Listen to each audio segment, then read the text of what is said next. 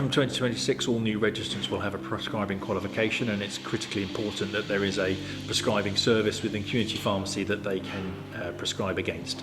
That's absolutely critical. We are encouraging the NHS to work with community pharmacy as a sector to explore what could that look like. There are pilots that are out there at the moment, and I know a number of pharmacies are engaged in those, exploring the different variations of what it could be.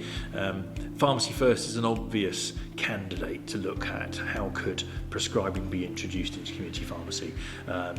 Starting with expanding perhaps the criteria. So the PGDs currently are quite restrictive, and that's the nature of the beast. How could you allow prescribing outside of the PGD? So for example, if a lady who's 61 comes in with a UTI, would somebody with a prescribing qualification or the competence to prescribe being able to do that, and to be funded through the NHS to expand Pharmacy First, as we talked about previously?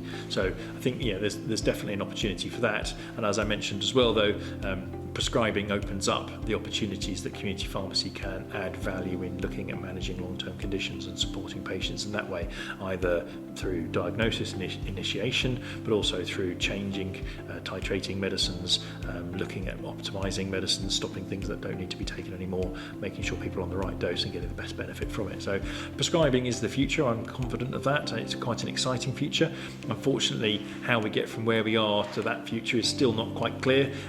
We were very pleased that this government in their election manifesto said that they wanted to see the introduction of a pharmacy prescribing service. And I think it's really important now that once perhaps the current contractual framework has been agreed, everyone starts focusing on what could that future look like.